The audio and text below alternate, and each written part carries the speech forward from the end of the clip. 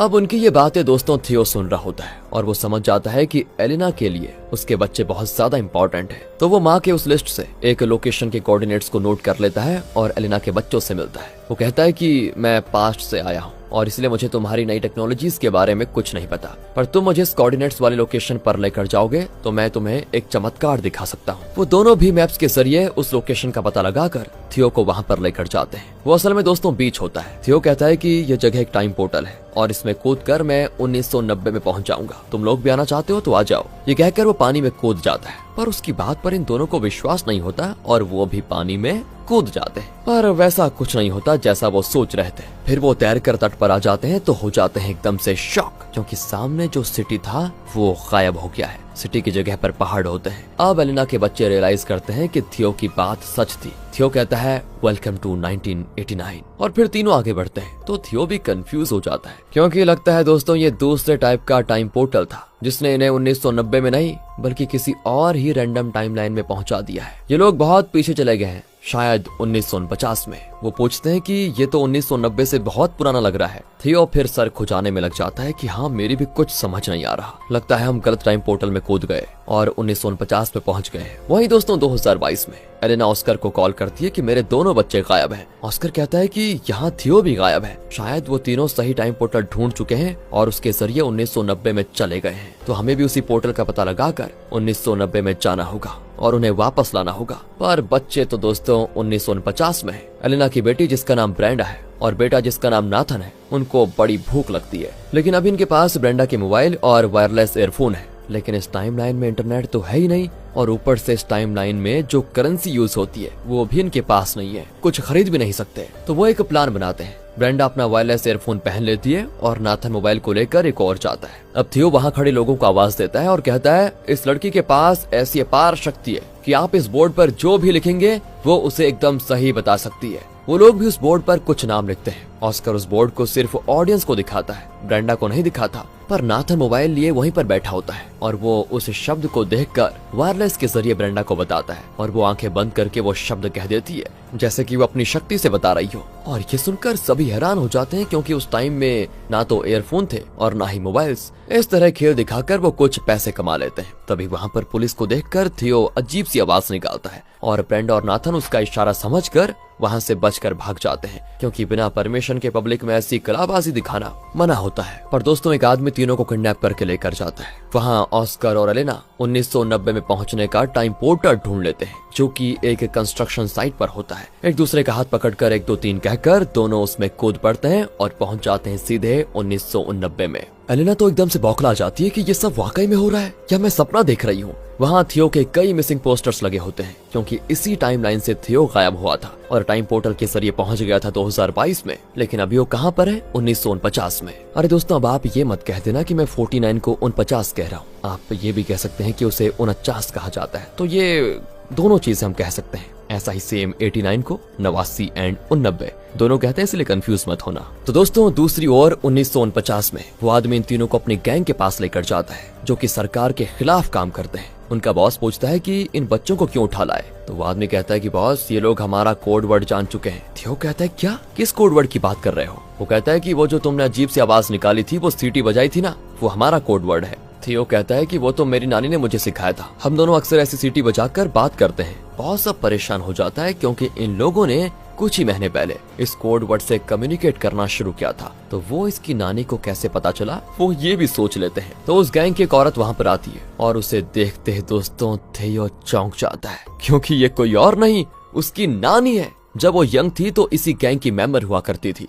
और इसी वजह से वो ये कोड वर्ड यानी एक अलग तरीके से सीटी बजाना जानती थी, और उसने फिर आगे जाकर थियो और ऑस्कर को ये बात सिखाई थी। लेकिन अभी जैसा आपको पता है कि थियो टाइम ट्रेवल करके अब 1949 में आ गया है और यहीं पे वो सीटी बजाने लगा है, इसलिए वो आदमी इन्हें पकड़कर अपनी गैंग के पास लेकर आया है। अब थियो भी ये बात समझ जाता है, लेकिन वो किसी को कुछ नहीं बताता और सीधे जाकर नानी से लिपट जाता है। असल में ये गैंग लोगों की भलाई के लिए लड़ रही होती है, सरकार की गलतियों के खिलाफ लड़ रही है, इसलिए वो सरकार से छुपकर यहाँ पर रह रहे हैं। ये लोग बुरे नहीं है और बच्चों को वो कुछ नहीं करते। अब थियो, ब्रेंडा और नाथन यहीं पर रहने लग जाते हैं। वहाँ 1990 में ऑस्कर और एलिना ऑस्कर के घर जाते हैं, लेकिन वहाँ पर ना तो थियो होता है और ना ही ब्रेंडा और ना नाथन। इतने में किसी की आहट को सुनकर दोनों कबर्ड में छिप जाते हैं। असल में जिसकी इन्होंने आहट सुनी वो इसी टाइमलाइन का ऑस्कर था जो कमरे में आता है और थियो को याद करते हुए रोने लगता है। ये देखकर फ्यूचर वाला ऑस्कर बहुत दुखी होता है। पास्ट वाला ऑस्कर रोते रोते सो जाता है। तो ये दोनों बाहर निकलकर घर की तलाशी लेने लग जाते हैं कि कहीं कोई क्लू तो मिल जाए। वहीं तीनों बच्चे 1949 में बस जाते हैं क्योंकि इनके पास पोर्टल्स का लिस्ट तो है ही नहीं, और एक बार किसी टाइमलाइन में आ गए तो उसी टाइम पोर्टल से वापस नहीं जा सकते क्योंकि वो सिर्फ एग्जिट होता है। इनको कोई दूसरा ढूंढना पड़ेगा। पर तीनों बड़े खुश रहते हैं क्योंकि वहाँ पर नानी जो है, थियो देखता है कि इस टाइमलाइन में कैमरा है तो वो नानी से कहता है कि प्लीज हमारे साथ एक फोटो खिंचवा लीजिए ना। वो भी मान जाती है और चारों एक ग्रुप फोटो क्लिक करवा लेते हैं। थियो नानी से कहता है कि आप इस फोटो को कभी मत खोना, जब आप बूढ़ी हो जाएंगी ना तब भी आप इस फोटो को मत फेंकना और अपने घर में से फ्रेम करके रखना। नानी कहती है कि ठीक है बाबा, फ्रेम करके संभाल कर रखूंगी।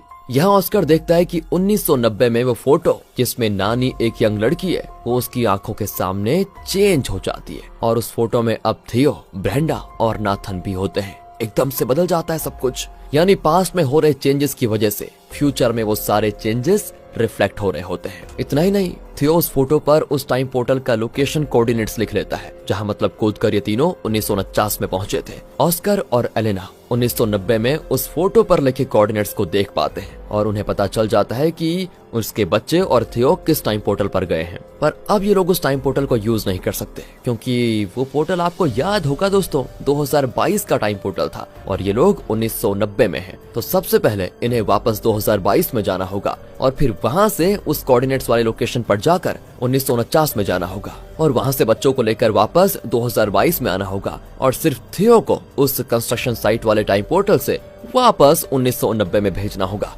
नोट कर लिया क्या दोस्तों आपने ये सारी चीजें? चलो बढ़िया, मेरा तो सर चकरा गया कहते कहते। सोचिए ऑस्कर और एलेना का सर कितना घूम रहा होगा। कोई बात नहीं। तो ऑस्कर जिस टाइम पोर्टल से 2022 में पहुंचा था ये दोनों उसी के जरिए 2022 में पहुंच जाते हैं और फिर फोटो पे लिखे टाइम पोर्टल कोऑर्डिनेट्स में जाकर आखिरकार 1949 में पहुंच ही जाते हैं। वहाँ नानी के गैंग के 2 आदमी होते हैं। असल में थियो ने उन्हें बता दिया था कि मेरा भाई जरूर आएगा, आप उसे यहाँ पर लेकर आ जाना। इसलिए वो लोग वहाँ उसका इंतजार कर रहे होते हैं। किसका? ऑस्कर का। पर उन्हें पता लगाना है कि ये वाकई में थियो का भाई है भी या फिर नहीं। तो वो अपनी कोड वर्ड वाली सीटी बजाते हैं जो कि नानी ने ऑस्कर को भी सिखाया था। ऑस्कर भी उसके जवाब में ठीक वैसी ही सीटी बजा देता है और वो समझ जाते हैं कि ये थियो का भाई है। फिर वो ऑस्कर और एलेना को नानी के पास लेकर जाते हैं। वहाँ पर अपने बच्चों को देखकर एलेना बड़ी खुश होती है पर थियो कहता है कि मुझे ये टाइमलाइन बहुत ही अच्छी लगी, मैं यहीं पर रहना चाहता हूँ। ऑस्कर कहता है कि ये क्या बोल रहा है तू, तेरे बिना मैं बहुत ही दुखी था यार, बहुत अकेला पड़ गया था, ऐसा मत कर। थियो कहता है कि झूठ मत बोलो है, वैसे तो तुम हमेशा मुझे डांटते थे, लड़ते रहते थे मुझसे। हाँ बाबा, डांटता था, तुमसे लड़ता था और वो सिर्फ मैं इसीलिए करता था क्योंकि तुम्हारे अलावा मेरा है ही कौन,